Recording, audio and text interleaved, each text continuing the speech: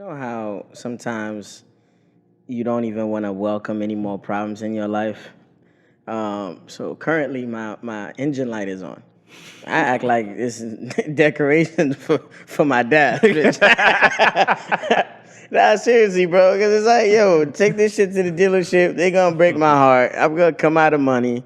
Unless this car stop on me right now, we are gonna drive until the wheels fall off. That's it. Can I have my gripe with you is you spend too much money on your way to a vacation. I hope you know. Fam, every time you go on vacation, I had to take my car to the dealership. I had to get brand new tires, brand new engine, brand new AC. Nah, you spend too much fucking money, bro. It's a habit that my dad gave me because he was like, yo, if you're going out of town, you always got to make sure like your oil change is done.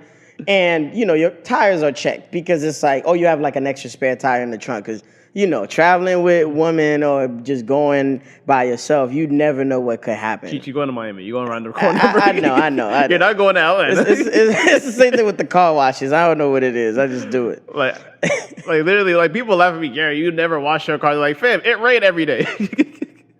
True. I feel you. And you got a sprinkler system, so I understand.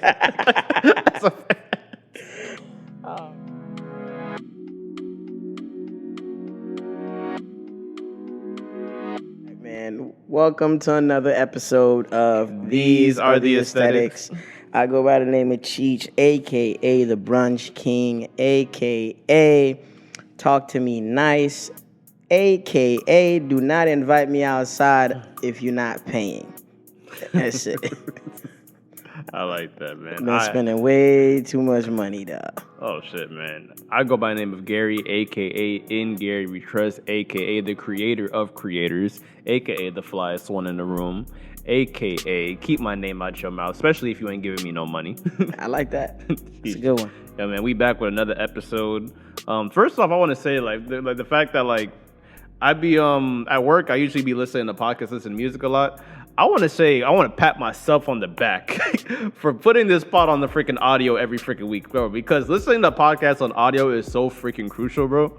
Nah, and you could hear everything. Like you could. It's crisp. You can hear the tone. You can hear. Yeah, you be doing that shit, though. I'll give you your flowers. But and the thing is, what I realized about listening to podcasts through the streaming services is that it's good to actually use it because there was a point in time where where I just got my job and I was literally piling up on episodes, freaking 3 episodes of Joe Budden podcast, 1 episode of the Joe Rogan podcast, freaking Drink Champs, all these other podcasts, and then JJ Redick's shit. Everything was, it was 10 hours of content. I'm like, fuck, I might as well just listen to the shit. And it's the same experience. Not the same, but it's I'm not missing out pretty much. I like to watch it. I like to watch podcasts if it's available. Just to see because we do this shit, right? So when you watch it, you study other people's mannerisms, their tone, their inflection, and their voice. I pay attention to all of that because all the information in the world is all the same. It's how you deliver it, your perspective on it and shit like that. How you pretty much break it down. So I like to watch some of my favorite people, how because I think the more comfortable the set is, sometimes the more easygoing the conversation is. Because I be seeing niggas on their couch at home in the dark. I'm like, bro, you gonna talk about murder mysteries? Bro, relax. 20 niggas, one mic. Yeah, we need some we need some lights in this bitch, man. Just make it vibrant, make it a welcoming experience for people. But yeah, I feel you. And I realized, bro, really with the audio shit, quality matters. 1,000%. Shout out to X. Quality does matter. Yes. Shout out to X, man. You should. Sometimes he be on the bullshit when it's yo, man, X, I'm downstairs. 20 minutes later. I gotta talk to X about that, bro. X takes 20 minutes to come open up that door. I love you, X. There's some shit that X be doing, bro. X, we come here at 5 o'clock every week. If I call you at 4:55, the shit that get me high, he be hanging up the call and say, please text me. Fam. I'm clearly here. The busiest nigga I know, though. I swear to God. Shout out to X. Oh man. All right, let's get the morbid shit out the way, because I would hate to. Before we get to that, how are you doing? Oh shit, I'm such on. I'm tired, man. Not on some cool shit. I know black men don't like to admit when they're tired and sleep is for the weak. They're overwhelmed. I'll sleep when I'm dead. I know y'all niggas is out there. It's cool, but I'm just tired, man. But you got to keep going. There's always people doing better than you, and there's always people doing worse than you. So when you pay attention to that, you just, that's your motivation right there. Plus, we got family that depend on us. We got dreams that we got to chase. And, you feel me, we got goals. We got shit to buy. And we got to get fly. You feel me? So we need the money. Like, what are we going to do? How we going to get fresh? How we going to get fresh?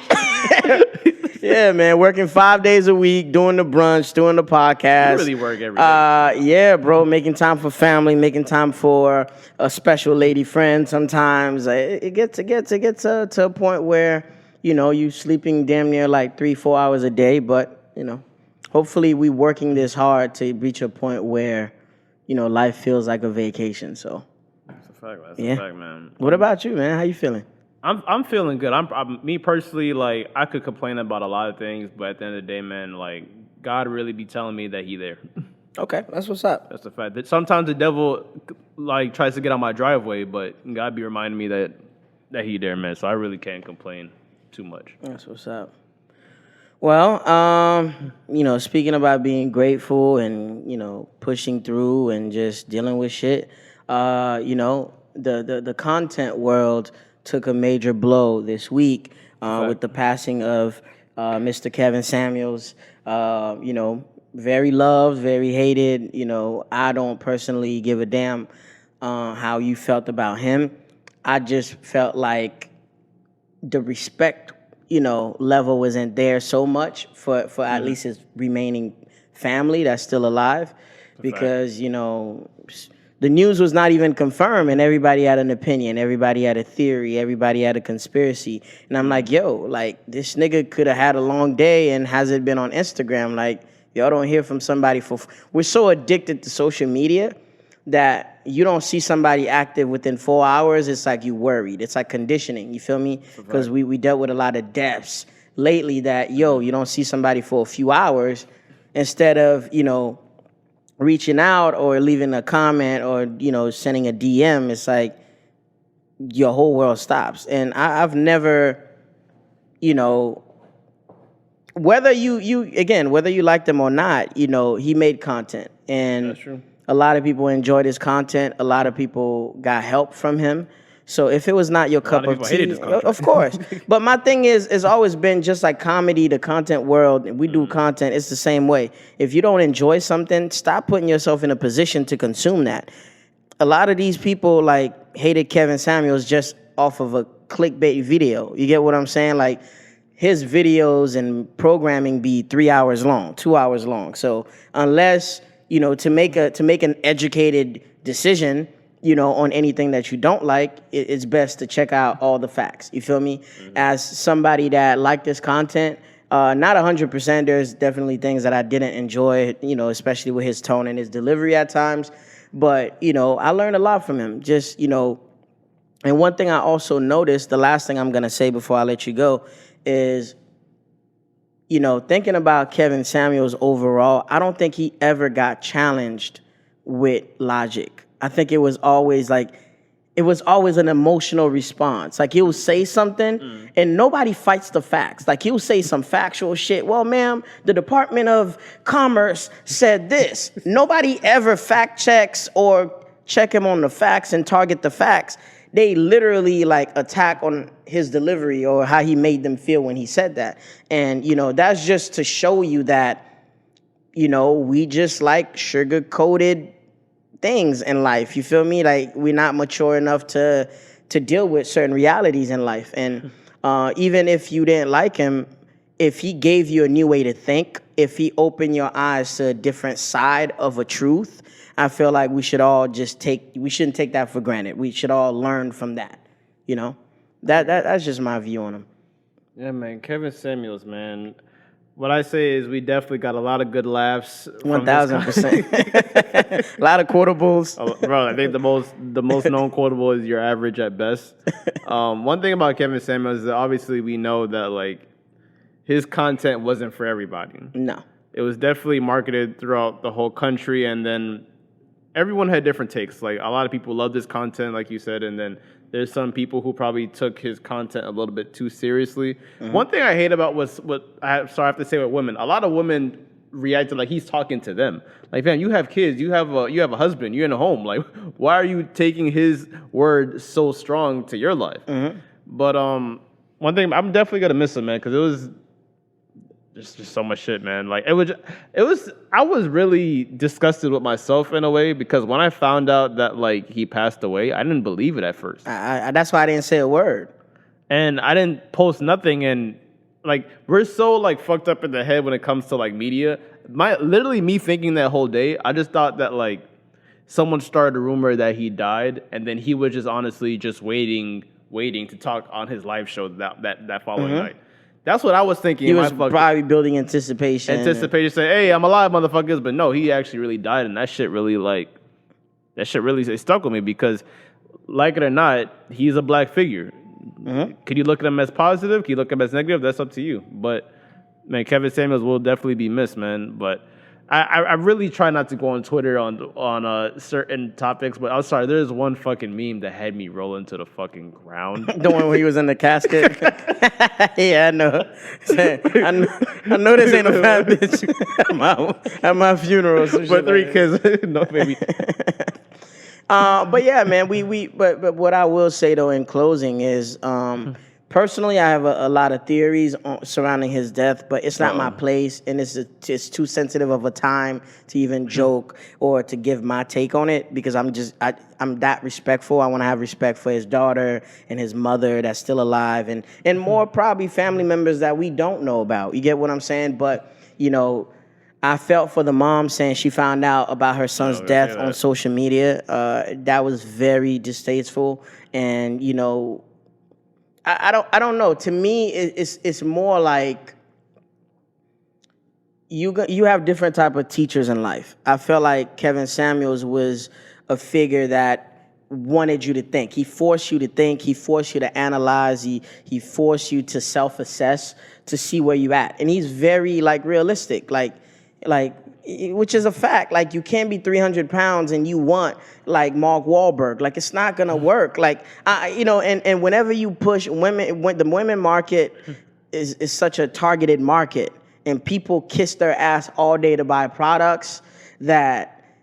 Whenever somebody comes and attacks that person is the enemy. You get what I'm saying? Like you go to the mall, there's Victoria's Secret, there's a maternity stop, there's clothes and stuff and stores that caters to everything that women like. So it's like, and I can't say the same for us as men. So it's like whenever you attacking or you challenging the status quo when it comes to a big demographic, like the gays, the women, and shit like that, you're gonna get some backlash. But I just didn't know that after my death, people would still go in on my shit like I was here to defend myself. Yeah, for sure. Like, I think one thing I really loved about Kevin Samuels is that he reality checked everybody. 1,000%. Nobody was off limits. He literally even told men.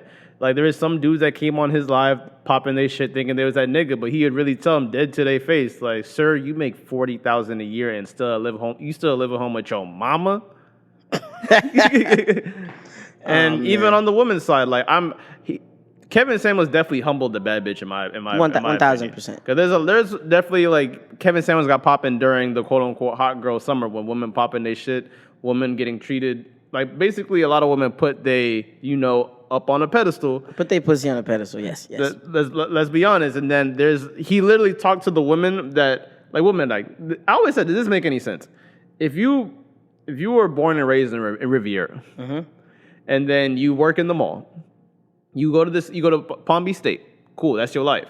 But why would you turn down the dude that was born and raised in Riviera, works in the same mall you work at, and goes to the same school you work at? Why shit on him when you came from the same place? It's projection. I think, and that's why you when you're not living in your own reality, you know, to build. And he pushed, you know, building back black families, you know, and helping our people and stuff like that. Maybe he had a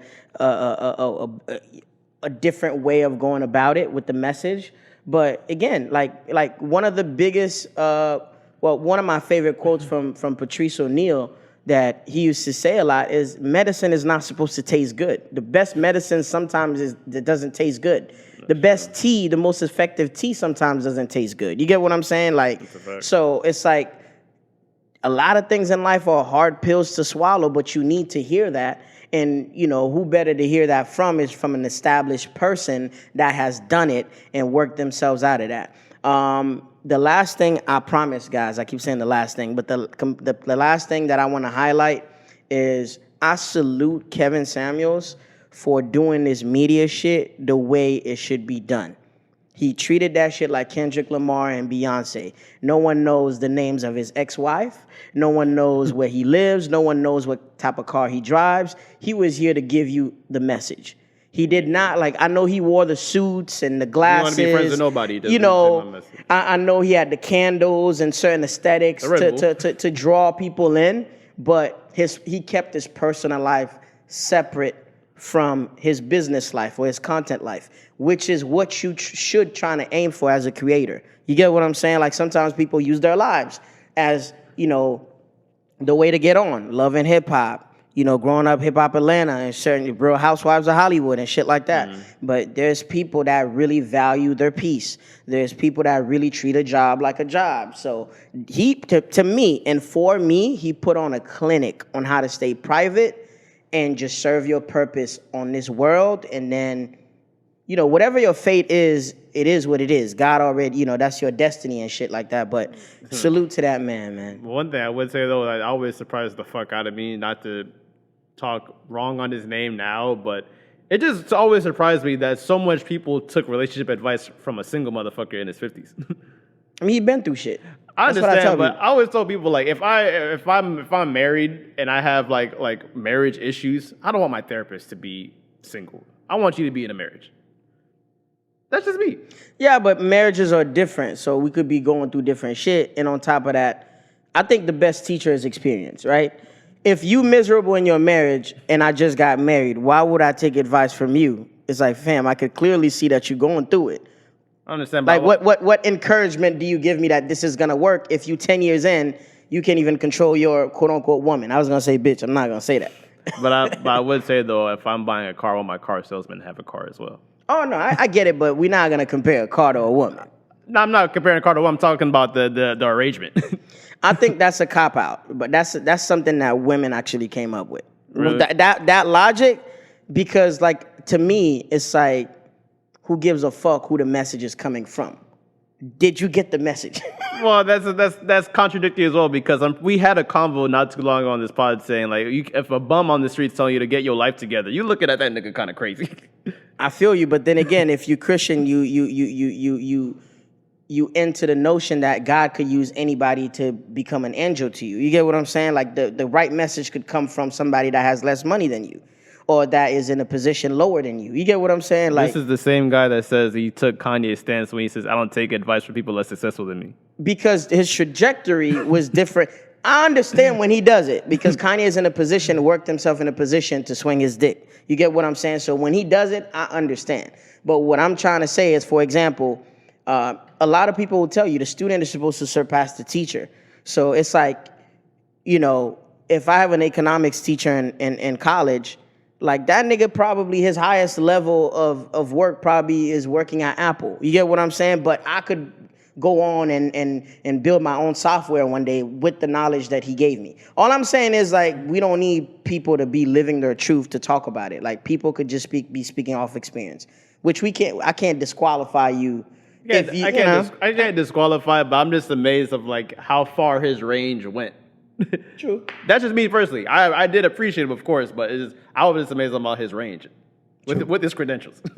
And no matter what you say, like, women was more than half of his audience. So yeah, of course, somebody was listening. But all right, out of that, let's hop on music. There was a lot of shit happening this week with a lot of our favorite acts. Let's start with Future. For me, we talked about it a little bit last week, but we didn't really get into it. Future delivered again. I mean, What's the album called again? Is I Never Liked You. I Never Liked You. Yeah. It was number one. It's still going into number one second week. He did the numbers. You get what I'm saying? Like, and Future, man, Future is one of these niggas like I consider just like Liam Neeson with movies. You could expect you know what to expect from Future. He's gonna deliver. He's gonna disappear, go away, live his life. Think what you want about him. He's gonna come back and do the same thing. I feel like he's one of those staples in Atlanta where it's like, okay, cool. It's this type of record. Let's call Future to do this. He knows exactly when to come in, drop an album. He knows exactly when not to drop. He knows when to hit you with features and shit like that. So yeah, man, for his age and his content and what he's talking about, I'm amazed that shit still works. But congratulations. Yeah, that's what me. Nevertheless, because when I personally listened to the Future album, it's a good album. I just wasn't wowed. I haven't been blown away by Future in a long time. Like I think the last freaking feature that he did that I was like, oh shit, Future kind of delivered in a way I didn't expect him to was like King's Dead. Okay. Because he was at that la-di-da-di-da, like he had like he just does something a little bit different. But with the album, I really do like the album. It's just I just basically got the same order I always get at Chick-fil-A at that point. And not saying that's bad because Chick-fil-A is very consistent, but Future just makes very consistent music. So that's it. That's just my take on it. And he doesn't promote maturity. Like he does what he does. You have your stigma of him, and as an artist and as somebody that has to market a product, whatever the crowd and the audience needs, what you shopping for, that's what I got to give to you. You get what I'm saying? So I'm not mad at it at all. He understands his audience. I would admit that. 1000%. Jack Harlow. Let's talk about White Hate a little bit. So, did you hear the album or a few songs? I did hear the album. How'd you feel about the album? All right, the album. Jack Harlow. Going into the album, I never really actually went into a Jack Harlow project before this. You want to get your water? Nah, straight. That boy gonna be dry mouth all day. I'm a professional. Them lips gonna rip. So with Jack Harlow now, I never actually went into a Jack Harlow album before, so I really kind of just went in this with no expectations. Okay. And then as I would tell you that this album was promoted everywhere. It was all over my timeline. Jack Harlow's coming. On the Joe Budden podcast, they were even hyping that shit up. And I'm like, okay. I've heard some features. Jack Harlow definitely slid a lot of features, but I never got that point where it's like, damn, I need to rush to go listen to Jack Harlow. So I listened to the album, and then 3, 4, 5 songs in, I'm like, okay. It's like a build up but no drop, pretty much. But then that's why I'm listening to the album. But I do see why Jack Harlow gets the love that he gets, because he's a smooth white boy. But the one doubt is that I just feel like we got a bad Drake album. And I did download a couple songs. I downloaded First Class, but if I'm being completely honest, First Class, the only reason why it's really listenable is because of the sample. Yeah, see, I can't let you do that completely to my guy. I'm gonna go down the ones I downloaded. Churchill Downs, I like the song, but honestly, Jack Harlow should fade Drake just for going that crazy on that song. Because you think who had a better performance? Who had a better Drake? Oh, for sure, Drake. But if I was Jack Harlow, I would tell like, bro, this is not going on my album because you clearly outshined me. I mean, maybe that's what he wanted. I understand, but I just thought that like this is Drake saying, all right, little nigga, I know you trying to be me, but remember, you can't do this. You ever grab a nigga by the shoulder? Yeah, I know. That's why I took it. And I think my worst thing about this album, Pharrell, that was the worst song you produced in a while. I don't know. I don't know how this nigga fumbled a Pharrell beat. There's just some shit about this album that maybe it's just very Gen Z. Maybe that's just my biggest gripe with the album. But what was your take? I think it was a coming of age project. I think Joe Budden always says it a lot. You have your whole life to come up with your first album, and then shit gets real. Like now we're dealing with a Jack Harlow that is coming into money, more women around. You get what I'm saying? He's getting more love than ever. He's getting fake love, real love. He's performing. Now he has to manage time and expectation. Meaning, what I'm saying is like, if you have 12 months out the year, he's booked for some of those months. He have to, figure out ways time to record, time to spend with family, personal time, time to set aside the right music, to listen to beats. You get what I'm saying? I feel like this project was a little bit rushed.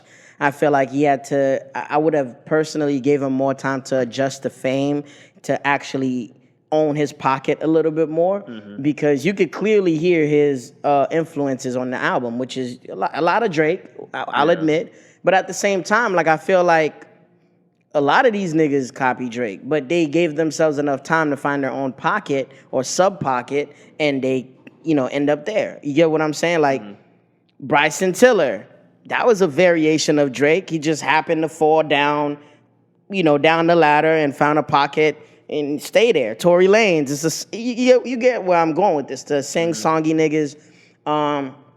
But the album, we already know what this was. Mark, I mean, you a white boy trying to rap, you're not corny, and black girls love you. So you're gonna reach a certain level of success. You have a predominantly black machine behind you to promote you. You kind of accepted in black media. You probably have a black girlfriend for all I know. You get what I'm saying? Like you're doing all the things that we wanted modern Eminem to do, but didn't get done. You get what I'm saying? Because Eminem off rip was a very private person. You feel me? Now we just see this cute white boy with curly hair walking around. He's just infatuated with black culture. And black people, we so empathetic, we so welcoming that we're like, oh my God, he loves us. Let's just hug him. And I feel like that's why he gets embraced by Funk Flex. That's why he gets so much love. Even with the black girls now, at first I didn't like him. He was too skinny, but now fuck the shit out of him, this and that. So it's like, black people, as long as we know you fuck with us and it's not on no shady shit, we gonna fuck with you back. So I feel like he got one more album in the tuck to really establish himself as an artist, and hopefully he doesn't fumble the next one. But this one was cool. This one was a cool project. Cool. See, like with this album, I don't think he deserved the amount of hate he got on Twitter, but it's just the amount of backing he got. It's like, how am I gonna? The way I compare this album, "Come Home, the Kids Miss You" by Jack Harlow, it's like you're in high school and everyone's promoting this big ass party that's about to happen, and it's like, oh bro, it's about to be a movie, zoovie, bitches, bottles, fire music, this. But when you get to the party, there's a lot of people there, but it's like 70% niggas, 30% women, and all the liquor that's there is Heineken and freaking Mike's Hard Lemonade. and my last take on the Jack Harlow project. Naming your project "Come Home, the Kids Miss You." That used to be a line that niggas used to drop under a bitch comment, like fine girl comment, or just put on Twitter when they see somebody bad, so they could kind of flirt. You feel me? So I'm thinking I'm about to get toxic Jack Harlow. You get what I'm saying? Him being flirtatious, or him talking his shit about the struggles that he has with women. Because Drake really bodied that lane. Like you'll be honest real quick and tell you why bitches don't like him for real, like shit like that. So I thought I was gonna get a little bit more toxic, a toxic version of himself, especially because of the name of your album and the fact that you don't have a family or kids. So I thought it was just a play on word, like a double entendre type shit. I was very let down by that. But like I said, I typically try to give an album at least a month. I'll go back to it, throughout the month, and hopefully I create my own playlist with certain songs and shit like that. But I'm really the test is always gonna be playing it around women. If the women fuck with certain songs, then trust me, the women like it. He'll be fine. Apparently, he's projected to sell like 115,000 units, which is not bad for a new artist. It's really good. Like that's big dog status if you sell 100K units. Yeah, but and I think if he dropped this album in January, people would look at it different because the fact that Pusha T just dropped, Future just dropped. Now Kendrick's about to drop, Post Malone's, like the big dogs are coming this year. Yeah. So But I mean, all in all, man, keep your head up. You're a young nigga, a young white boy trying to, try to do your thing. Welcome. And, welcome.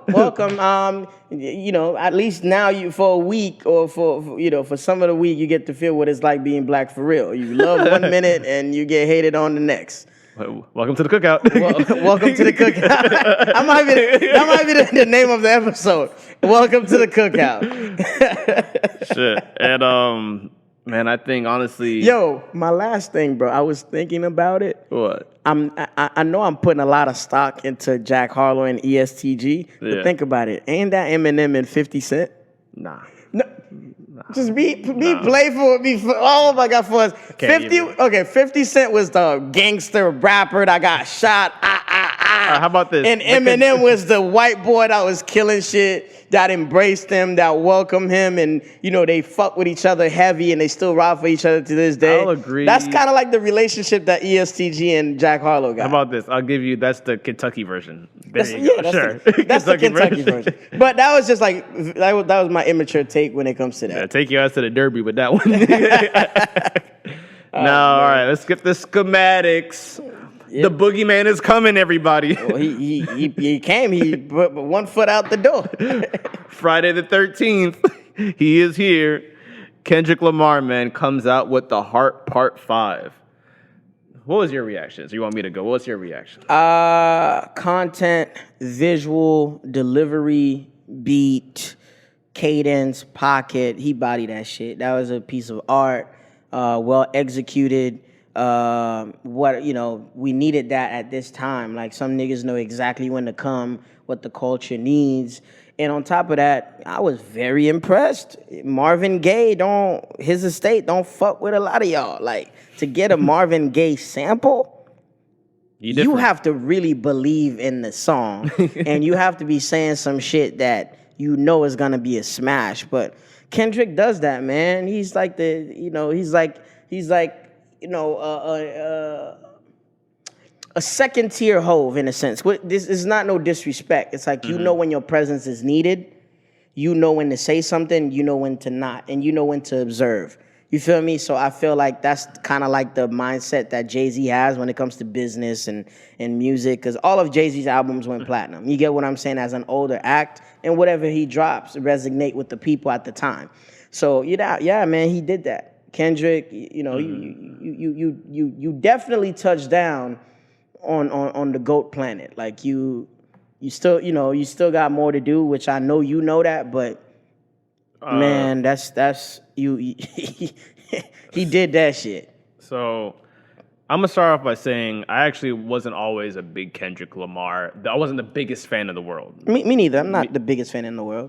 Yeah. Me just saying that. So literally, this week I've been listening to a lot of Kendrick, and looking back on it, To Pimp a Butterfly came out 2015 when we were like 18. Then Damn came out when we were 20 in 2017, and then I was like, the music is cool, but it just never. That's not the type of shit I was on. It never resonated with you. It never, because I'm 18, 20 years old. I'm trying to hear some fuck bitches get money type music. Exactly. Now that I'm older, I started to get into my Kendrick bag. I listen to Damn a lot. And then Damn is dope. Damn is like an amazing album. It's probably like one of my favorite Kendrick albums. It's one of my favorite albums in general, because just the theme about that album is just you can just tell if Kendrick was just venting. He's just tired. And I actually had this conversation with one of my homeboys. We agreed that. And yeah, of course. Yeah, for sure. Well, and then I have my homie Kiwi. Like, he's always been a big Kendrick Lamar fan. So literally, we're talking about Good Kid, Mad City. I feel like the purpose of that album was telling stories. Then To Pimp a Butterfly was preaching, and then Damn was venting. I feel like in those stages. I like that. That was profound, Gary. Look at you. You podding, boy. Yeah. I like that. Man, so literally leading up to this album, I wasn't really expecting much, because I was talking to a couple people. We just had that conversation that whatever Kendrick Lamar puts out, I feel like there's going to be people underwhelmed regardless. You took 5 years to release music. So I literally went into this going with no expectations. Then he releases The Heart Part 5. Fam, when I say, like, me calling this song music is understating it. This is fucking art, bro. This is different. I feel like this is one of those times where we're living in the good old days when the people say, when old niggas say, oh, I remember when this was rap. This is fucking rap, everybody. This is what really rap and hip hop is all about. This is literally our time, and I was just blown away just by the music video, especially that third verse of him rapping in the perspective of a late Nipsey Hussle. That shit gave me goosebumps. And I had no expectations going into his up-and-coming album, Mr. Morale, and then The Big Steppers. But now, bro, I honestly can't wait, bro. If every freaking song sounds like The Heart Part 5, dog, this might be the best music I've ever fucking heard, dog. I'll say it. I'll say it from now. But just like you said, telling stories, teaching, inventing, I feel like this album is going to be... Because this song was all three in one. Yeah. And no, but I feel like this one is going to be, expressing...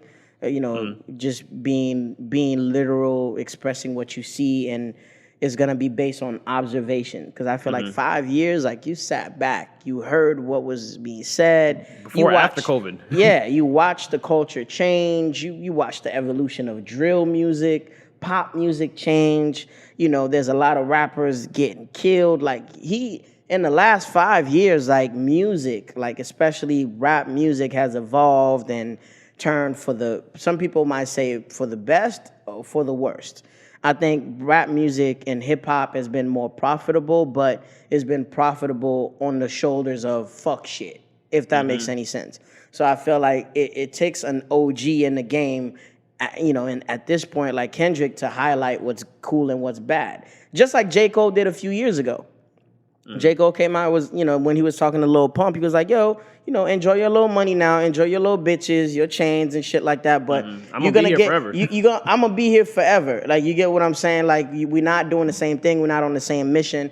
And what I applaud Kendrick to do, like what I always applaud Kanye to do, like, every album does not sound the same. He's not trying to go with the status quo. He's really telling you something that you need to hear, and it's something you've never heard before. You feel me? Just off his mindset alone, like this is gonna be dope, man. Yeah, there's so much theories about all the people he used, from the faces of OJ, Kanye, Jesse Smollett, Nip. Even there's just some parts where, like, even when he had the Will Smith face, and then the chorus came in, I just want you to. Maybe he's probably put it as, my theory. He put Will's face in that moment. Maybe Will talking to Jada. Hey, maybe I just want you to want me too. No, it could be different. Just different. So many theories and perspectives on everybody. I think he was calling us out. He was calling everybody out. He was calling everybody out, and he was showing the hypocrisy in hip hop. He was, and even in himself. and even in himself, and the many times that he used Kanye's face, like he was talking about somebody going crazy, chasing love, and just trying to keep your family together. Like, it was just so many perspectives, and I love the fact that, he doesn't say much. Like, he let the music speak, and when that motherfucker starts speaking, boy, it's up. It's up. So I'll close this up by saying I just can't wait for the album, man. Unfortunately, this is coming out the day after the album, but you'll really hear our takes in the following episode. For sure.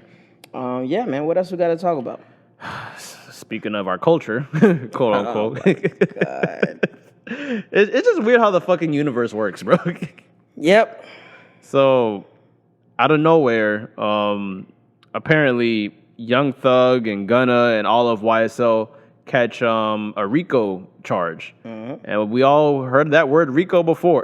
Trust me. It never ends well. So the only thing different with this case is that this is I believe this is like an Atlanta PD RICO. I don't think the feds have been involved yet. My take on this is that I honestly don't even know how to react, because I've recently been aware of the Young Thug and the alleged wife and Lucci beef. This is just one of those shits where it's like the streets gonna eat at some point, and you, no matter how fucking rich you are, the people are watching you. The feds were watching you at every move. It's been rumored that this case has been building up since 2012. Unfortunately, the fact that, like, the police know they can get you at any moment, but they want to get you at your highest point in life. That's the shit that's scary, man. So honestly, I don't have much to talk about because there's a lot of shit unraveling. But if this shit ends bad the way we all think it might, this might be the end of a fucking era, bro. Yeah. And it's it's gonna hurt Atlanta. And I even hear like they're trying to go after 4PF and Lil Baby, who's like who's in his prime right now in hip hop. But my only thing to say when it comes to all of this, bro, is stay out the streets, man. Like y'all niggas is getting way too much money to be surrounded by. You get what I'm saying? Like, or to be involved in any criminal activity. I'm not saying you guys are. I don't know the facts yet. Nothing has came out. You get what I'm saying? You guys just got hit with an indictment. No facts came out. Your story is still developing and shit. But, like, you see these rappers, like, going back to the hood. Like, I'm surprised even, like, I'm grateful and surprised that Kodak is still alive. Bro, Kodak was the first one that came in mind. Like, God really have his hand on this little nigga, dog, because you got to think about it, bro. Like, once you're on parole or you just get out of jail, one of the first things that they tell you is do not hang with criminals.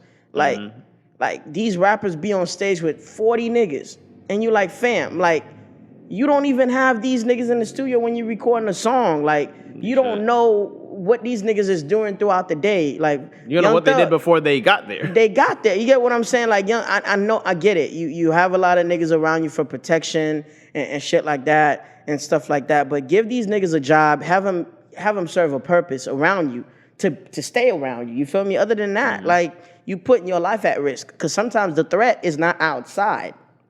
The threat is within your own circle, and a lot of these rappers don't think about that. You the star, nigga. You getting $50K a show. You only giving me $300 to hold your backpack, nigga. I want a Gucci belt. I want a V-Lone shirt. I want bitches too. I want to throw money in the club. So the only way I know how to do that is to go back to the street. Because what the fuck a few hundreds, a few thousand is gonna do for me when I got real shit when we leave tour to go deal with at home. You get what I'm saying? Unless you employing these niggas, like, stay away from that fuck shit, bro. Because Young Thug, I know you got a few kids. Your baby mama just passed away. You get what I'm saying? You are living now for a bigger purpose. You have a label. You have young acts that are looking up to you, under you. And you have a lot of kids in this hip-hop shit. You have to be a figure like Gucci has been. I know he's not given his just due, but Young Thug, we looking at you. Atlanta niggas is looking at you like the new Gucci, dog. Like, because you put it on a lot of people. You put on a lot of people. You made a lot of millionaires, and that's what Jay-Z did. You feel me? That's what Gucci did. That's what, Coach and P are doing right now. So it's like, bro, like, you an exec. Like, you an executive. You cannot move like you were moving when you was trying to get on. And we know you used to be crazy with the guns and with the gangs and shit like that, bro. Yo, cut it out, man. Y'all young niggas getting money. Stick to the purpose. It's really sad though, because even with the woman, the sheriff that was talking about her motive on like looking at all these like rap groups, but allegedly that's what's causing the most crime in the city, is that like the raps, like some famous rapper's affiliation with some cliques, cliques in the city. And the only thing that pisses me off with that, man, is that the amount of families that are getting affected by this shit. Like I read somewhere that Young Thug apparently had over 100 acres of land and was trying to build like a quote unquote slime city, and apparently he has like a festival that's supposed to be coming up later this year. Now all those people like are about to lose money. Like, can you imagine the amount of people who they literally got money just being around Thug, the people who wash his car, the people who clean his chains, the people who probably cater food to his house all the time. Literally, the city in general is going to lose money just off the fact that possibly YSL could be gone. I understand justice is supposed to be justice, but I think what police need to be like, they kind of do a lot for the community, and who knows, maybe Young Thug or anybody else, Gunna, will probably get the Young Boy treatment, because I don't know if I had this conversation on air, but like NBA YoungBoy had the freaking #1 album in the country. Do you really think these white execs is gonna be like, yo, we gonna keep him in there? Yeah, that's true. I don't know, man. I just feel like, enough is enough, bro. It's street shit. I know. We just have to unfortunately mind our business on this shit and but I just see how it plays out. I just want niggas to just do better, bro. Like, We legit now. Get a corporation, get an LLC, do a film division. Work on something else, bro. Put niggas in positions because, like I said, and I can't even blame niggas that are still tied up in street shit because obviously they not eating enough being around you. So unfortunately, we don't know, on what charges they got them in. We just see 28 counts of, something. 20 counts of something. Then hopefully they get to come home, man. Because like you said, there's a lot of money, there's a lot of families, and there's a lot of people that that eat from just a Young Stoner Life record, Bro, and then there's even people making memes about the shit going like, fam, these are niggas' life. They fighting for their lives, bro. And people saying, oh, Gunna don't even be in the streets. Why does he be hanging out with them? Like, fam, Gunna wouldn't be here without them. That's true. And you don't know about people. You don't know about people, fam. Like, yeah. And definitely, I gotta say, like, prayers up for the kids, man, because I believe like two kids like lost their mother, and now their father could possibly be in prison. It's like people watch the type of memes you freaking put out there because people's lives is really affecting this. And I sent a freaking post to my girlfriend. There is one nigga in the comments under like I think academics post on Twitter said, "All right, fuck them niggas. Y'all need to check out my new music video." Yeah, you wildin'. The internet, man, it's just undefeated. All right, well. Get into the fire cap? Get into the fire cap. Obviously, this is our section of the show where we talk about some of the aesthetics that we love. You guys know we love music, we love fashion, we love, art overall. So we just try to, share with you what we find dope and what we have our eyes on. And, if you guys are interested in that, then hopefully we drop some information and some places where you guys can go and get these things. You should.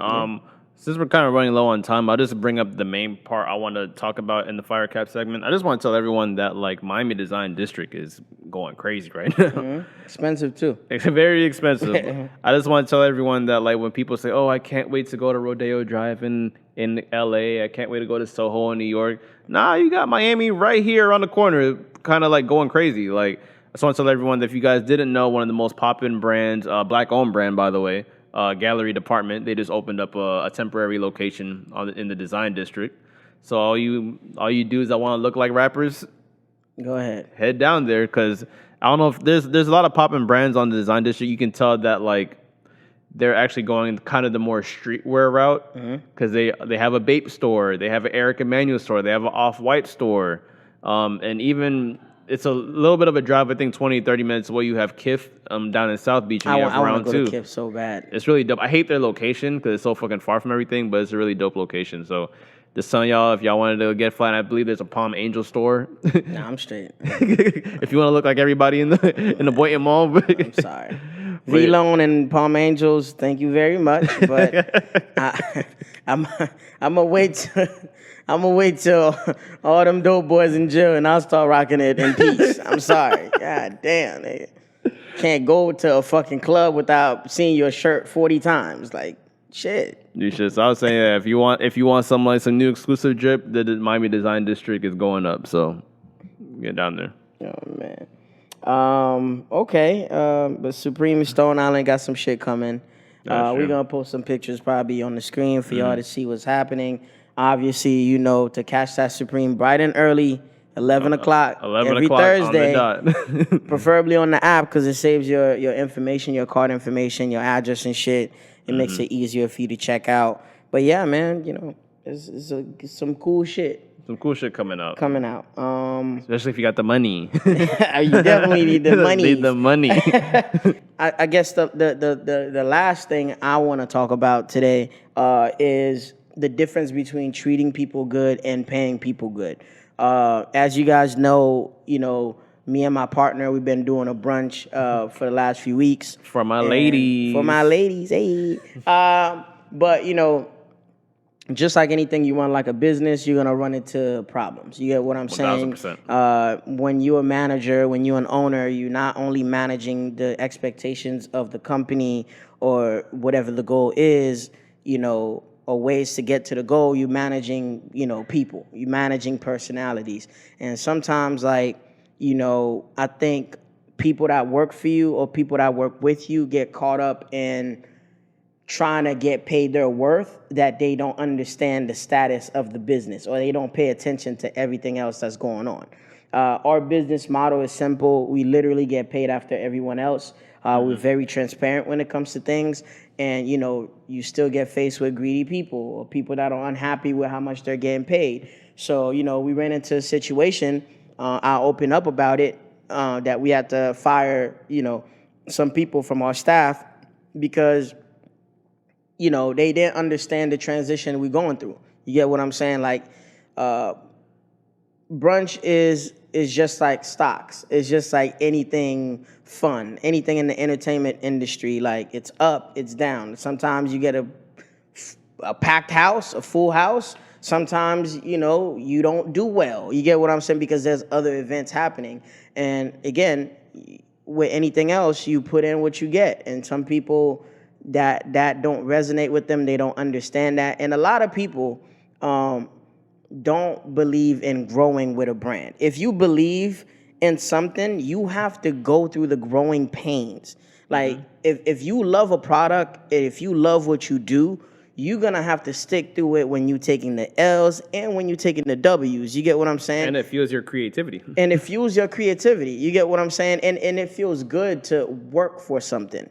It feels good to work your ass off to expect or project what's coming on the other side. And unfortunately, a lot of people just want the right now. You get what I'm saying? They want to get paid right now. They want to get the most out of a growing product. You get what I'm saying? And we're not in the business, of accommodating people like that. And they want you when you up already. Yeah, but more importantly, I feel like the topic is, treating people good versus paying people good. I'd rather treat you good. You get what I'm saying? I'd rather pay, like, for me personally, I'd rather pay nobody. I'd rather get paid $10 a day, and my job, my boss fucks with me. My job is easy, and I know what I'm doing every day, than getting paid $100, per hour, and I'm stressed my entire shift. You get what I'm saying? Like, some people don't understand the trade-off that comes with that, and some people don't understand, how important transparency is in business. A lot of places, they don't have to give you a reason, especially in the state of Florida, to fire you. They could just wake up and say, thank you so much, your services are no longer needed, and you could leave. Some places won't even tell you they're firing you. They just bring you up to the office, and next thing you know, you're getting escorted by security to your car. So it's like, the way we do business is we try to be transparent. We try to, be open with everything that we're doing, and you still deal with greedy and ungrateful people. And I just wanted to tell people, like, there's nothing in life that is worth it that is not gonna be hard, that is not gonna be tough to get to. And if you believe enough, and you believe in your staff and the people around you, and you have a good crew of people in a good team, you should be able to get to your destination. So I just wanted to hear your opinion on that, because I know, you do a lot of things by yourself, but out of everybody that I know, you love a good routine. How do you feel about a job treating you good versus a person that might be paying you well, but not respecting you, and you got to deal with a whole lot of shit that come with that? Man, I definitely can talk about that, because one of my favorite jobs I ever had was working at Foot Action. Unfortunately, till the back end after I left, because I remember I told my manager at the time, shout outs to Jose, I was like, yo, man, I ain't gonna hold you, man. This company kind of trash. I told my manager this company's kind of trash, and the pay is not good. And on top of it, like, I wasn't really fucking with my bosses like that. Mm-hmm. So then this really cool Spanish dude came in, and Jose was like, hey, yo, man, like, I know you say you want to leave, but can you just stay here for like 1 month or two so I can just get my feet planted, get some right employees? Because I see how you work. You really take, you basically, you do what you're supposed to do. You take pride in what you do. I take pride in what I do, so I would really like you to be here. And bro, just the fact that like he told me that, and I literally do exactly what I did, was take pride in my work. He started hooking me up with the most exclusive shit. This man took me to a football game, and like I literally only stayed in that shitty company because of him. Mm-hmm. I could have definitely freaking got a customer service job somewhere, but having a good boss is rare. Yeah, it's like literally, and building an actual friendship with a boss is rare on top of it. 1000%. Because not everybody goes to freaking work looking for friends. Yeah. So yeah, it's definitely important to like have a good relationship with the people you work for, because like it makes your life a lot easier. And your day goes faster. The day goes a lot faster. Because imagine freaking being at a job where you don't fuck with nobody you work with. Mm-hmm. You gonna hate life. Because I always believe if you hate your job, you hate your life. Well, I mean, I wouldn't jump the gun completely on that, but there's a strong correlation. I will say that. I understand it's really because your mood get impacted by or affected by your job, and you get home now you just hate everybody. Fam, the majority of the hours that you're awake, you're at work. I think it's the opposite. I think it's the opposite because I've had teachers and bosses that were super dominant at work, but that's because their life at home was trash. You get what I'm saying? Like, I had a boss, fuck him now, but his name was he used to be my manager at Chili's when I worked for Chili's, right? And this man, you know, he was in a failing marriage. His wife, you know, wore the belt in the household, and she did everything, and she took care of everything. So he felt powerless at home. So when he came to work, he was just a piece of shit. So he was dominant. He was, you know, he was swinging his dick at everybody, and everybody knew why he was doing that. So he was doing that. People feared him, so they listened to him, but they didn't respect him. Exactly. You know, and you get teachers like that too in high school that try to come off as the smartest person, and it's all based on insecurities and what you're going through in your own personal life. So to me, your take is like opposite. Like however your life is at home is gonna reflect at work. You know, if you're a dirty motherfucker at home, you're not gonna pick up the piece of trash on the floor at your job. Like you're gonna think everything is supposed to be somebody else's job. I guess because like definitely a white guy told me that like, fam, if you hate your job, you hate your life because you literally at work majority of your day. Yeah, that's a good point. It's a good argument. It's a good argument. Yeah. It's a good argument. Mm-hmm. Yeah, man. Like I said, man, we come here week in and week out, and we try to be transparent with what's going on. We try to share our takes, our perspectives with you guys, and you know, all we ask is, you know, the support. All we ask is you guys pay attention and tell us and suggest ways that we can make this better for you, whether it's the listening experience or the viewing, you know, the viewership experience and shit like that. So yeah, man, we're gonna keep working for y'all. You know, pay attention to the videos, listen to the audio. Like Gary goes hard and sleeps late at night. Hey, man. Go to sleep at 2:00 in the morning sometimes, trying to edit shit and getting shit perfect for y'all. 3. So yeah, man, we really fuck with y'all. We really doing it for y'all, and you know, we need that support to grow and to get to the next level. So and by the way, shout out to everyone that listens to us and on any platform. Actually. On every platform, it's like far as Apple, Spotify, Google, YouTube. Especially if you guys, I want some more engagement. Can you guys please comment on the YouTube videos? Because I know all y'all love coming up to me talking about the bullshit. Too, yeah. All the bullshit me or Cheat say, but like, yo, we want y'all. We want to have that come from everybody. Exactly. So like, I do appreciate everyone, especially like. Even people like, yo, bro, I just love it when people are like, yo, man, I fuck with the podcast, bro. Y'all funny as fuck, this and that. Like, yeah, it's a blessing, man. For real. For sure, man. Well, I go by the name of Cheech, a.k.a. if you free on Sunday, come to brunch, a.k.a. Hardest working creative that you know sometimes, a.k.a. if you're not working at least 50 to 70 hours a week, please don't say you tired, dog. Oh my God, for real. Man, I go by the name of Gary, aka In Gary We Trust, aka one of the flyest motherfuckers you know, aka don't invite me out if you're not paying. I understand. I feel you. I feel that. I'm hungry as fuck too, by the way. All right, man. We'll catch y'all next week. Peace. I'm starving, kid.